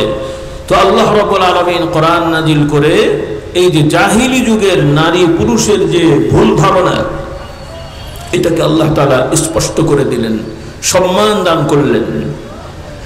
আগেকার সমাজের নারীদের তালাক হলে সাধারণত সম্মান দেওয়া হতো না। আল্লাহ রাব্বুল আলামিন আল্লাহর নবীকে তালাকপ্রাপ্ত মেয়েদেরকে বিয়ে করার হুকুম দিলেন। সুবহানাল্লাহ।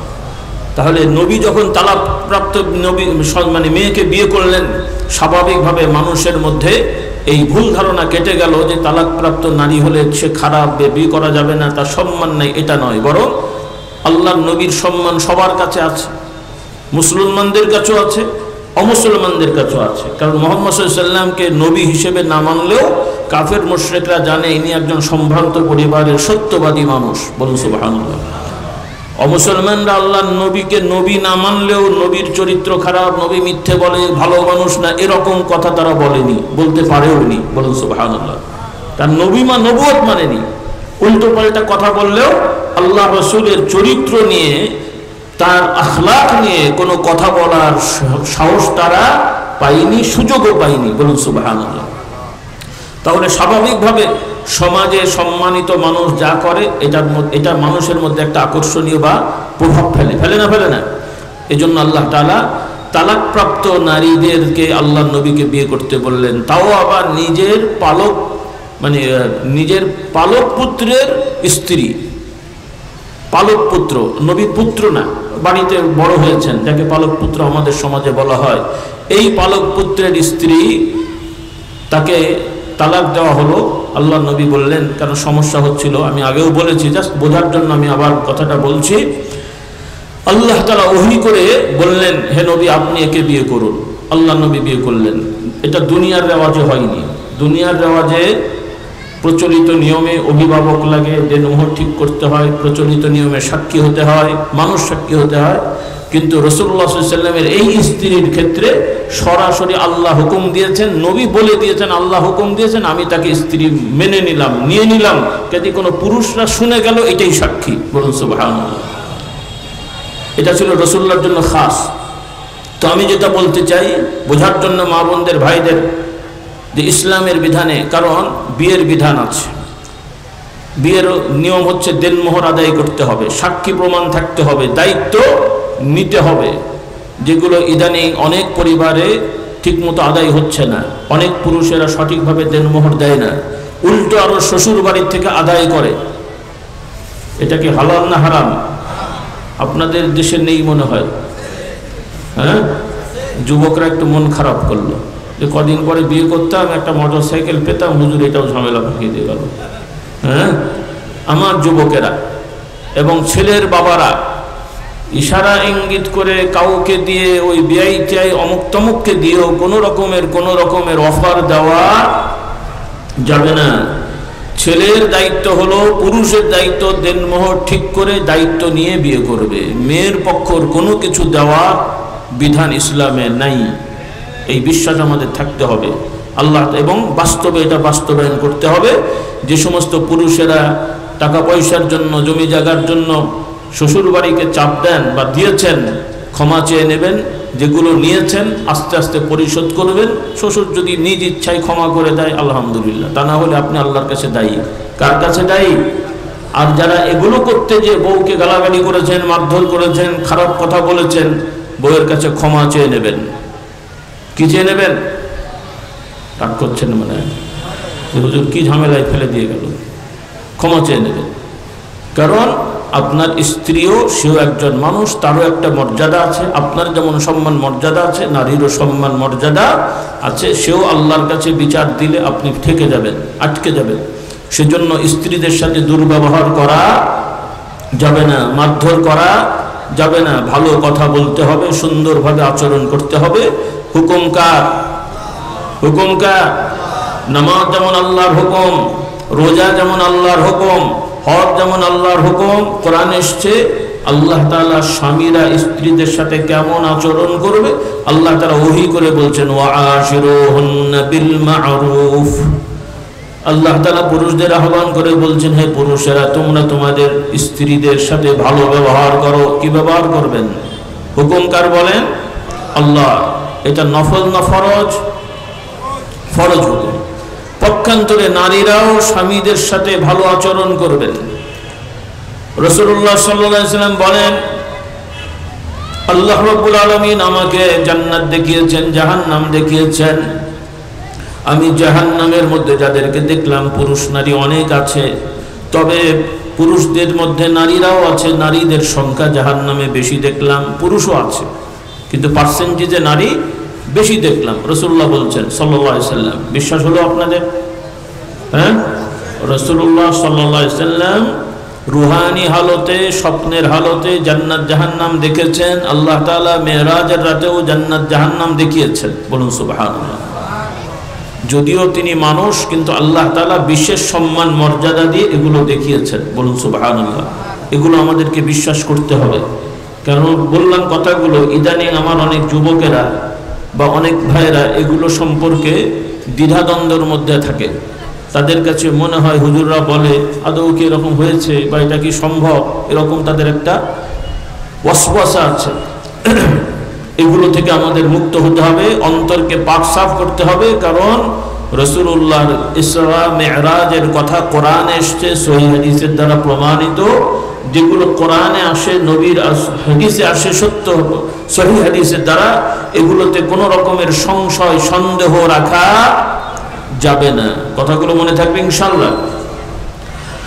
তো রাসূলুল্লাহ সাল্লাল্লাহু আলাইহি ওয়াসাল্লাম বলেন, আল্লাহ তাআলা আমাকে জাহান্নাম দেখালেন, জাহান্নামের মধ্যে নারী পুরুষ আমি দেখলাম, নারীদের সংখ্যা বেশি। উপস্থিত কিছু মহিলারা ছিলেন, প্রশ্ন করলেন, ইয়া রাসূলুল্লাহ সাল্লাল্লাহু আলাইহি ওয়াসাল্লাম, কি কারণে আমাদের সংখ্যা জাহান্নামে বেশি? অর্থাৎ তারা সতর্ক হওয়ার জন্য বললেন, ভয় পেয়ে গেলেন। রাসূলুল্লাহ বললেন, তোমাদের জাহান্নামে যাওয়ার সংখ্যা বেশি হওয়ার কারণ হলো যে তোমাদের নারীদের অনেকেই তাদের স্বামীদের প্রতি অকৃতজ্ঞ হও। কি হও? অকৃতজ্ঞ। মানে অনেকের স্বামী তার স্ত্রীকে তার অধিকার সব দিয়েছে, জামা কিনে দেয়, খাবার দেয়, থাকার ব্যবস্থা করে দেয়, হাত খরচ দেয়, তারপরও কিছু চাহিদা মেয়েদের থাকেই বাড়তি, যেটা অপ্রয়োজনীয় চাহিদা আছে না নাই, যেটা জরুরি না, হয়তো ইচ্ছা শখ। তো অনেক সময় হয়তো তাদের সবটা স্বামীর পূরণ করা সম্ভব হয় না। তখন সে বলে দেয়, মানে সব পাওয়ার পরেও বলে দেয় যে তোমার বাড়িতে এসে, ঘরে এসে আমার জীবনটাই শেষ, এতদিন বিয়ে হলো কিছুই পাইনি। আপনাদের দেশে মানে এগুলো বলে টলে না, কি বলে না? বলে না। হ্যাঁ, মিথ্যে কথা বলার দরকার নেই। হ্যাঁ, যে নারী পাইনি সত্যিকারেই, তার স্বামী তাকে ঠিকমতো খেতে দেয় না, ঠিকমতো জামা দেয় না, সে যদি বলে যে আমাকে ঠিকমতো অধিকার দেয় না, এটা তো মিথ্যে কথা না, এটা ঠিক আছে, এটাতে দোষ নাই। এটার জন্য সে সালিশ করবে, পরিবারের মুরব্বীদেরকে বলবে, প্রয়োজনে প্রশাসনকে বলবে, দোষ নেই। তবে ভাই, মামলা মোকদ্দমা করে সংসার হয় না। হয়? আপনাদের বাড়িতে কি পুলিশ নিয়োগ দেবে স্বামী স্ত্রীকে পাহারা দেওয়ার জন্যে? ওইভাবে কি সংসার হয়? ওইভাবে সংসার হয়?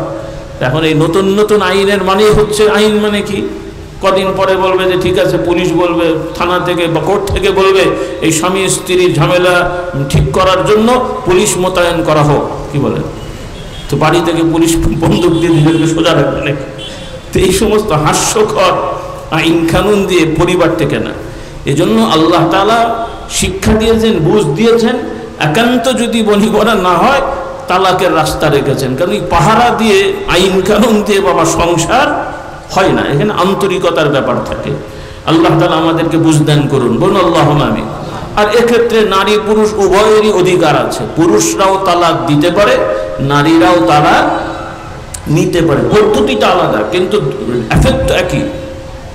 এটা নিয়ে অনেকের কথা আছে যে পুরুষ বললে হয়ে যায়, নারী বললে হয় না কেন। আচ্ছা, নারীকে যদি পুরুষের মতন তালাক দেওয়ার নিয়ম হতো, কয়জনের বউ থাকতো ভাই? না বই বুঝেননি কথা। মানে ইসলামের আইনে পুরুষ যদি তার বউকে নিজে থেকে বলে যে আমি তোমাকে তালাক দিলাম, পুরুষ যদি বউকে বলে, মুখে বললেও তালাক হয়, মুখে বললেও কি হয়? বিশ্বাস করেন আপনারা? সবাই করে না। মানে আগে হতো, এখন তো কাগজ কলম কোর্ট ছাড়া হয় না মনে হয়। কথা বলছে না, ঝামেলায় পড়ে গেছে। হ্যাঁ, আপনাদের এখন তো আমার বিয়ে তালাক শেখাতে হবে যা দেখছি। ইসলামের বিধানে প্রচলিত আইনে কোর্ট আছে, কাজী অফিস আছে, রেজিস্ট্রেশন আছে, এগুলো ভালো সিস্টেম, কিন্তু এগুলো বিয়ে হওয়া তালাক হওয়ার জন্য জরুরি না, শর্ত না। এগুলো খারাপ আমি বলছি না, ভুল বুঝেন না। রেজিস্ট্রেশন মানে হলো ছক রাখা, এটা আলাদা কিছু না। কিন্তু ইসলামের নিয়মে মৌখিকভাবে বললেও বিয়ে হয়, মৌখিকভাবে বললেও, বলেন আমার সাথে বলেন, মৌখিকভাবে বললেও বিয়ে হয়। আপনাদের ইমান শেখাতে হবে তো, কারণ অনেকের তো ইমান নাই রে বাবা। কারণ আল্লাহর আইনকে লঙ্ঘন করে দুনিয়ার আইনকে প্রাধান্য দিলে ইমান থাকবে না। দুনিয়ার আইন মানেন, আমি মানা করছি না, কিন্তু দুনিয়ার আইনের কাছে আল্লাহর আইনকে বাদ দিলে ইমান থাকবে না। ও যত বড় 3 হাত লম্বা দাড়ি থাকুক, ইসলাম শেখেন। কারণ এই আইন কোন হুজুর পীর সাহেবের বানানো আইন না। আইন কার? আইন কার? সামাজিক শিষ্টাচারের জন্য নিয়ম করেন, আপত্তি নেই। প্রশাসনের ভাইদের বলতে চাই, বিভিন্ন বিভাগ আছেন, আপনারা বিভিন্ন দায়িত্ব পালন করেন। আপনারা মুসলমানের সন্তান, রাষ্ট্রকে আমরাও গুরুত্ব দিই, রাষ্ট্রের আইনকে আমরা সম্মান করি, কিন্তু রাষ্ট্রের আইনের দ্বারা আল্লাহর আইনকে পরিবর্তন করা যায় না। বিশ্বাস হলো? হ্যাঁ, এই জন্য ইসলামের আইনে মুখে বললে বিয়ে হয়, মুখে বললে তালাক হয়। পুরুষ যদি স্ত্রীকে বলেন আমি তালাক দিলাম 1 2 3, সেটা হবে। পক্ষান্তরে নারী যদি বলে আমি তালাক নিয়ে বাড়ি চলে গেলাম, এভাবে হয় না। তাকে কি করতে হবে? যদি সে চায়, একজন এলাকার বা পারিবারিক অথবা প্রশাসনিক যে দায়িত্বে আছেন কাজী, তার কাছে যে বলতে হবে আমার স্বামীর সাথে এই সমস্যা, আমি ঘর সংসার করতে চাই না, আমি তালাক চাই, তিনি ডিক্লার দেবেন, তাহলেও হবে। কিন্তু যদি পুরুষের মতন তাকে অবস্থাটা দেওয়া হতো, বউ থাকতো কয়জনের? 80% 80 বউ গেটা উঠে যেত, সমস্যা বেড়ে যেত না? কারণ মেয়েরা কারণে অকারণে বাড়ি চলে যায়। এই জন্য আল্লাহ তাআলা মাগুন, আল্লাহ তো বানিয়েছেন, পুরুষদের চিন্তা কেমন, নারীর চিন্তা কেমন আল্লাহ জানেন ভালো না আমরা ভালো জানি? কে ভালো জানেন? এই জন্য আল্লাহ তাআলা আইন দিয়েছেন। কিন্তু অন্য ধর্মে এটা নাই। অন্য ধর্মে বিয়ে একবারই হয়, ছাড়াছাড়ির আর সুযোগ নেই। ও স্বামী মারুক কাটুক যাই করুক, ওর বাড়িতেই থাকতে হয়। কিন্তু ইসলামের আইনে তা না। স্বামী যদি জুলুম করে, অত্যাচার করে, স্ত্রী চাইলে ওই স্বামীকে বাদ দিয়ে চলে যেতে পারবে, আল্লাহ বিধান করেছেন। বলুন আলহামদুলিল্লাহ। তাহলে নারীদেরকে আল্লাহ তাআলা নিরাপত্তা দিলেন না দেননি? দিলেন না দেননি? এখন যাদের নাই আইন তারা চাইতে পারে, কারণ ওরা বিপদে আছে। মুসলমান কি বিপদে আছেন? মুসলমান মেয়েরা কি বিপদে আছেন? যারা আছে তারা বলুক গে যাক, তাদের সমস্যা, তাদের রোগ হয়েছে, তারা ওষুধ খাবে। এখন তাদের রোগ হয়েছে, আপনাদের ওষুধ খাওয়াবে কেমন হবে? এখন ঢাকা শহরের বেশিরভাগ মানুষের রোগ আছে, যেহেতু তারা ভালো পরিবেশে থাকে না, সেই জন্য ওই ওষুধগুলো নিয়ে এসে আপনাদেরকে খাওয়াবে নাকি? আপনাদের রোগ ছাড়া ওষুধ খাবেন? কাজেই আল্লাহ তাআলা আমাদের বুঝ দেন। বলুন আল্লাহুম্মা আমিন।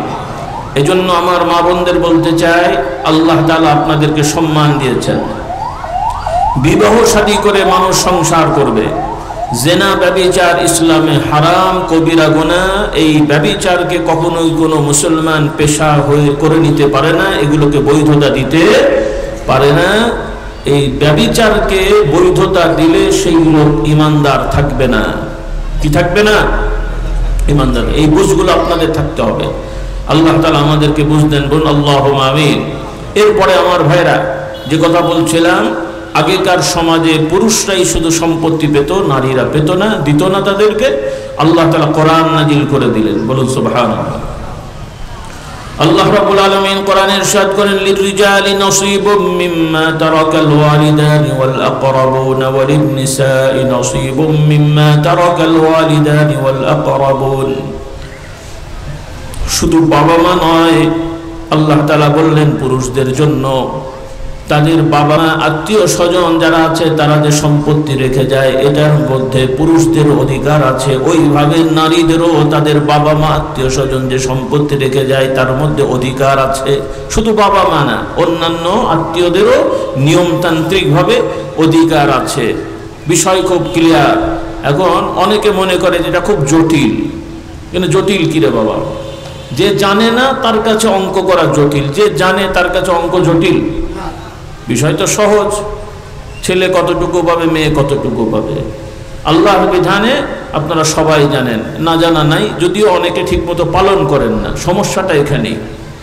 আর অন্য ধর্মে তো নাই, এজন্য তাদের সমস্যা।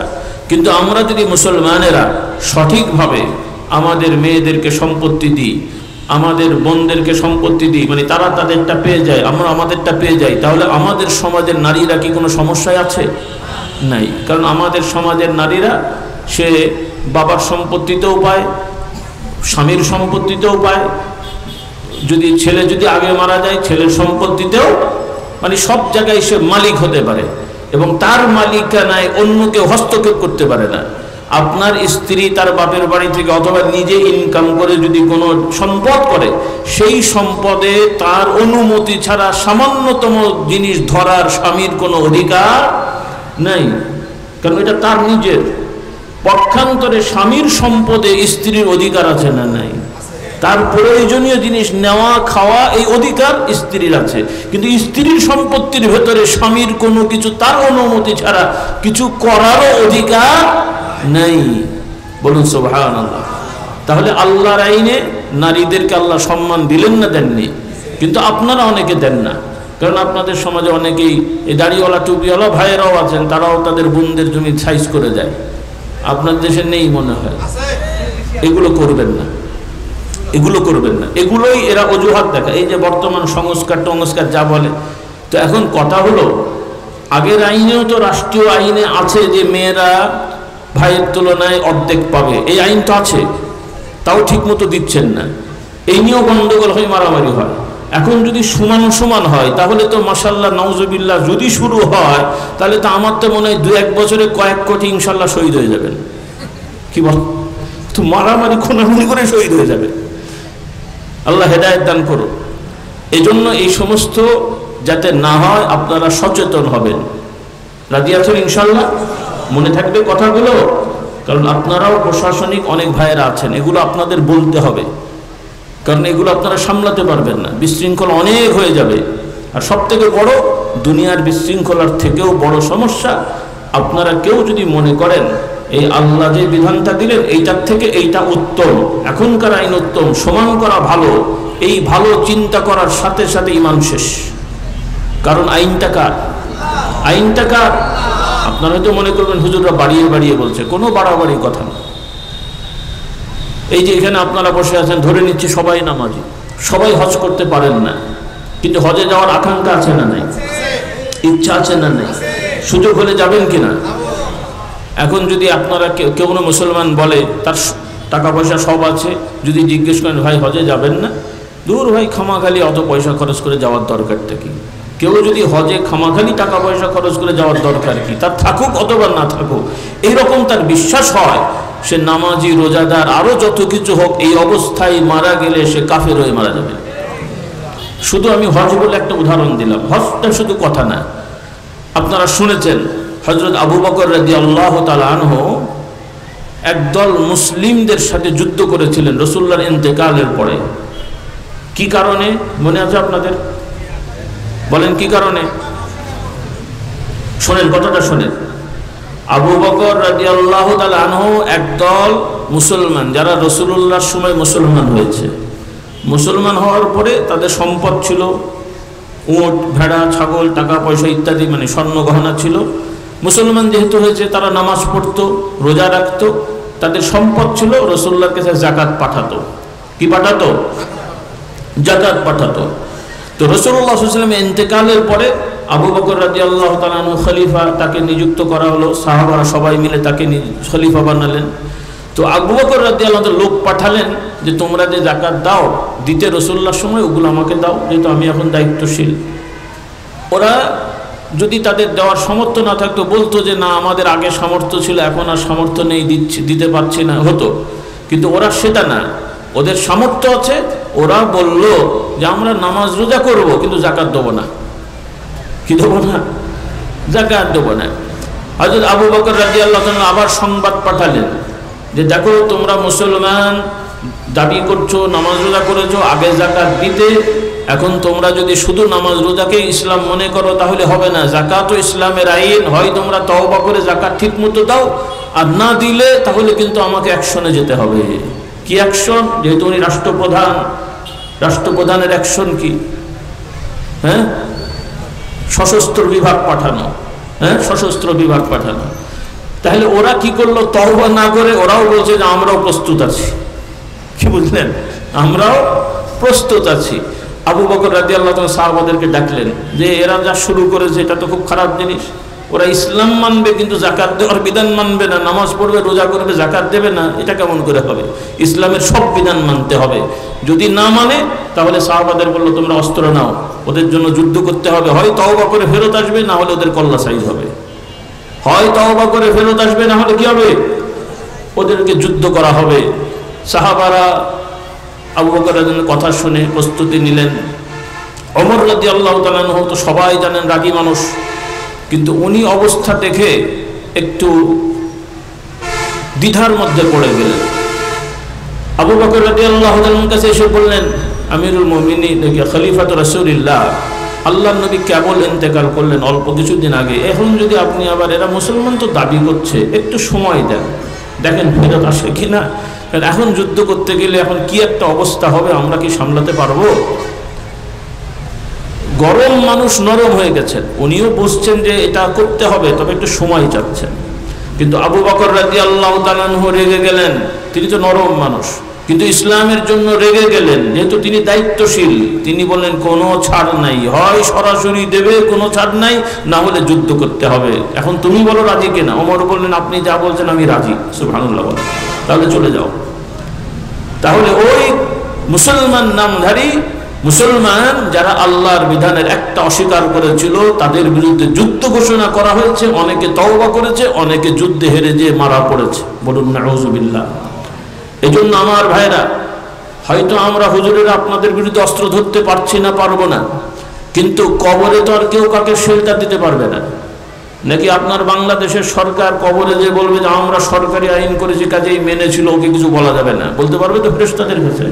ওনাদেরই খবর থাকবে না, আবার আপনার জন্য বলতে যাবে? কি যাবে? এই জন্য আমার ভাই বোনদের বলতে চাই, পূর্বেও অনেক কোরআন সুন্নাহ বিরোধী আইন রাষ্ট্রে হয়ে গেছে। আমাদের আশা এগুলো পরিবর্তন হোক, নতুন করে কোরআন সুন্নাহ বিরোধী কোনো আইন করতে দেওয়া হবে না। রাজি ইনশাআল্লাহ? কারণ এগুলো আমরা উন্নয়ন করব, আমাদের উন্নয়ন হবে আল্লাহর আইনে। কার আইনে? আমরা ব্যবসা করব। কি করবেন? ধোঁকা দেবেন না। এই যে ব্যবসায়ী ভাইরা আছেন, অনেকে ব্যবসা করেন, চাকরি করেন, আল্লাহর রহমত আসবে কোত্থেকে? আল্লাহ তাআলার রহমত তো নির্ধারিত আছে, কিন্তু আল্লাহ তাআলার রহমত পেতে হলে তো আপনাকে সেই পথে চলতে হবে। আপনার হাতে দামি মোবাইল আছে কিন্তু সিম লাগাননি, চলবে? যত দামি হোক। আর একজনের হাতে অল্প দামি মোবাইল আছে, সিম লাগানো আছে, কথা হবে। কিন্তু আপনার হাতে 1 লাখ টাকার মোবাইল আছে, সিম লাগাননি, মানে পটল সিম না আর কি, ওই যে সিম বলে আর কি। তো এই সিম লাগাননি, কথা হবে? যত দামি মোবাইলই হোক। আবার সিম লাগিয়েছেন, ব্যালেন্স নাই, কথা হবে? তাহলে দাড়ি টুপি জোব্বা পরে ঘুরে বেড়াচ্ছেন, কিন্তু ভেতরের খবর কি? অধিকাংশ চাকুরিজীবীরা মালিক পক্ষকে ঠকান।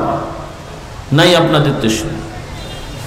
বোঝেননি? মানে আমি চাকরি করি আর একজনের, আমি মালিক পক্ষকে ঠকাচ্ছি, ডিউটি ঠিক মতো করছি না, এরকম লোক দাড়িওয়ালারা আছে না নাই? নামাজি লোক আছে না নাই? টুপিওয়ালা লোক আছে না নাই? এখন ফেরেশতারা কি শুধু আপনার ওই দাড়ি আর টুপি দেখবে, না আপনার ওই কাজও দেখবে? আল্লাহ তাআলা কি আমাদের অন্তর দেখছেন না? দেখছেন না? দেখছেন না? তাহলে যারা চাকরিজীবী আমানত ঠিক মতো পালন করলেন না, কারণ আমার তো তথ্য আছে এগুলো, আমি একটা একটা করে বলি, রাত হয়ে যাচ্ছে তারপরে কথাগুলো তো আপনাদেরকে বলতে হবে। আপনারা পীর মাশায়েখের দরবারে আসেন, কলব জারি করবেন, কি দিয়ে জারি হবে ভাই? ব্যাটারি দিয়ে? পেন্সিল ব্যাটারি নাকি ট্যাবলেট ব্যাটারি? যদি খাওয়াতে হারাম ঢোকে তাহলে কোন বেটা পীরের দরবারে গেলে কলব জারি হয় দেখেন দেখি? হবে? কারণ অধিকাংশ মানুষই তো আমরা হারাম খাচ্ছি, কুকুর বিয়ার শুরু খাচ্ছি না, এটা ঠিক, কিন্তু খাচ্ছিটা কি? চাকরিজীবীরা ফাঁকি দেন। আমি একটা একটা করে ধরি। এই যে বড় বড় মাদ্রাসাগুলো আছে, মাদ্রাসার শিক্ষকদের একটা উল্লেখযোগ্য, ভালো মানুষ তো অবশ্যই আছে, উল্লেখযোগ্য শিক্ষকেরা ঠিকমতো ক্লাস করেন না। এই সমস্যা নাই? স্কুলের শিক্ষকরা ঠিকমতো ক্লাস করেন না, এই সমস্যা নাই? বেতন কি কম নেন? যেই মাস্টার ক্লাস ঠিকমতো করেন না উনি কি মাসের শেষে বলেন যে আমার 12,000 টাকা থেকে 3,000 টাকা ফেরত দিলাম, আমি ক্লাস কম করেছি? কেউ বলবে? বরং রোগ হয়নি, খামাখালি আরো হাসপাতালে যে 50 টাকা দিয়ে সার্টিফিকেট নিয়েছে, 3 দিন হাসপাতালে ছিল মেডিকেল চার্জ নেওয়ার জন্য।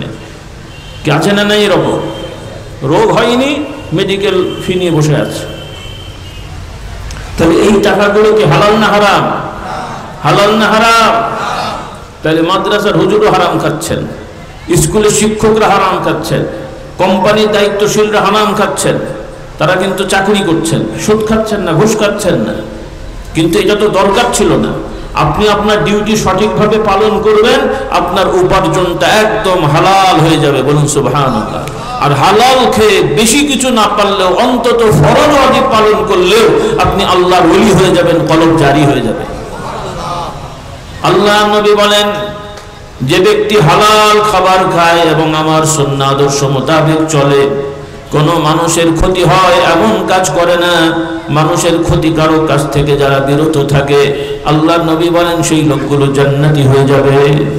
তো যারা জান্নাতি হবে তাদের কলব জারি হয় না? হয় না? মানে কলব জারি বলতে আমরা, অর্থাৎ এই লোক সবসময় আল্লাহর জিকিরে ফিকিরে থাকে, আল্লাহর কথায় মনোযোগ থাকে, তাদের অন্তরে আল্লাহর জিকির চালু থাকে। তো এগুলো হারাম খেলে হয়? যতই কাদিরিয়া চিশতিয়া নকশবন্দিয়া তরিকার বাহ্যিক আমল করেন, আভ্যন্তরীণ পরিশুদ্ধতা না থাকলে এই বাহ্যিক আমলে বাবা কাজ হবে না। এরপরে ব্যবসা করতে গেলে অনেকে ফাঁকি দেন, যেটা যা নয় এটা বিক্রি করেন। বাংলাদেশে জিনিস চাইনা বলে বিক্রি করেন, ইন্ডিয়ান বলে বিক্রি করেন। এই তো রমজানেও আমরা সংবাদ দেখলাম, বাংলাদেশে জামা সেলাই করা ঈদের সময় বিক্রি করছে, বাংলাদেশে ঢাকায় কোন এলাকায় সেলাই করা, সেই জামায় লেখা আছে ইন্ডিয়ার তৈরি, মেড ইন ইন্ডিয়া। হালাল হয়েছে বলেন? আচ্ছা, ও কি বাংলাদেশ লিখতে পারতো না? ঢাকা লিখতে পারতো না? কোনো কিছু না লিখেই সুন্দর করে সাজিয়ে রাখতো যে ভাই আপনার পছন্দ হলে নেন, এর দাম 500 টাকা, বলা যেত না? তো মিথ্যে বলা দরকার কি ছিল? এই যে শয়তান আমাদেরকে বেশি লাভ করার প্রবণতায় মিথ্যা বলায়, এজন্য এই জিনিসগুলো ইসলাম, এগুলো শিখতে হবে। কোরআনের আলো ঘরে ঘরে জ্বালো, এই যে আমরা স্লোগান দিই, এর মানেটা কি? কোরআনের আলোটা কি? এই যে আপনারা বলেন ইসলামী রাষ্ট্র চাই, তো ইসলামী রাষ্ট্রের বৈশিষ্ট্যটা কি? নামাজ তো এখনো পড়েন আপনারা, রোজা তো এখনো রাখেন। ইসলামী রাষ্ট্রের বৈশিষ্ট্য হলো যে এই রাষ্ট্রের সকল দায়িত্বশীলরা সত্য কথা বলবে, সৎভাবে চলবে, ন্যায় বিচার করবে, কেউ কাউকে ধোঁকা দেবে না, ভেজাল হবে না, তাহলেই তো ইসলামী রাষ্ট্র। বলুন সুবহানাল্লাহ। ইসলামী রাষ্ট্র মানে কি যে আমি পীর সাহেব মন্ত্রী হয়ে চুরি করবো নাকি? আপনারা মনে করছেন পীর সাহেবরা মন্ত্রী হয়ে যাবে? এখন আগে কদম বসি করতেন, তারপরে গলায় দড়ি দিয়ে টানবেন চুরি করার কারণে। কি রাগ করছেন? কেন এগুলো তো আমাদের দেখা জিনিস।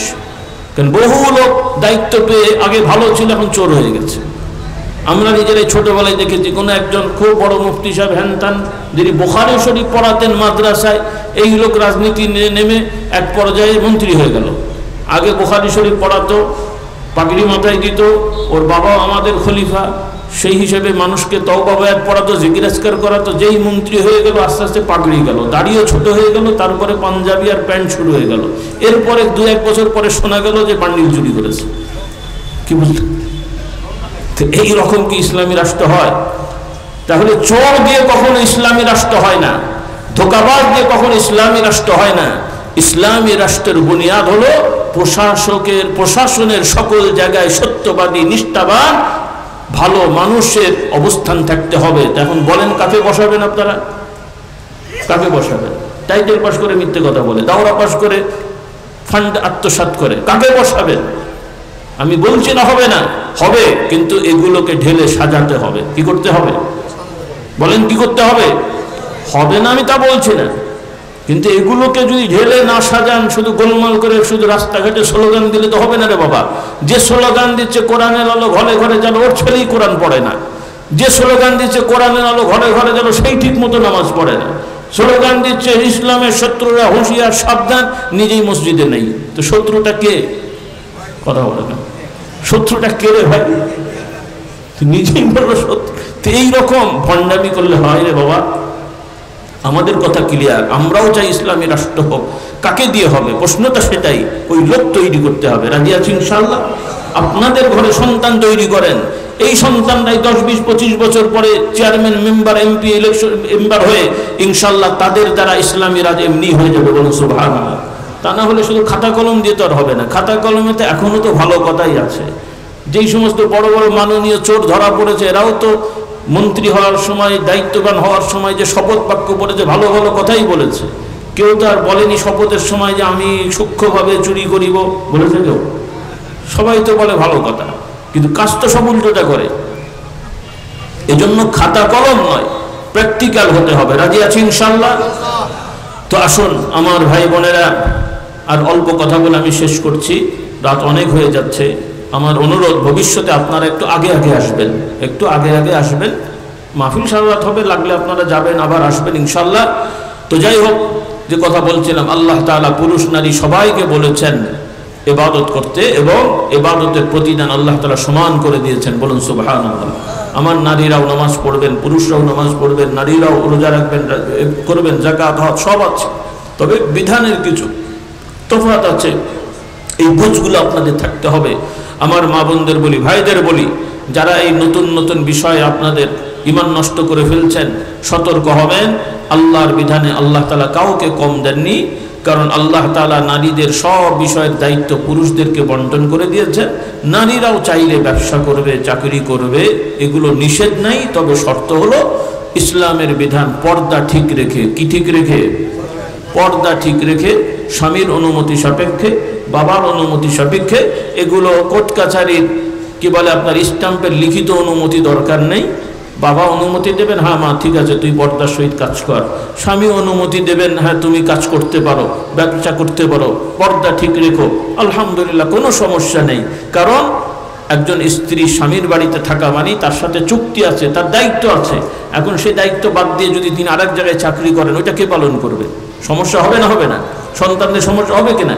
এই জন্য সমঝোতার মাধ্যমে। কিন্তু এগুলোকে যদি আইন করে ফেলেন, নারী স্বাধীনতা, স্ত্রী যা ইচ্ছা তাই করবে, রাত 3টের সময় সে ঘুরতে যাবে, বেড়াতে যাবে, পরিবার থাকবে? পরিবার থাকবে? কে পাহারা দেবে এগুলোকে?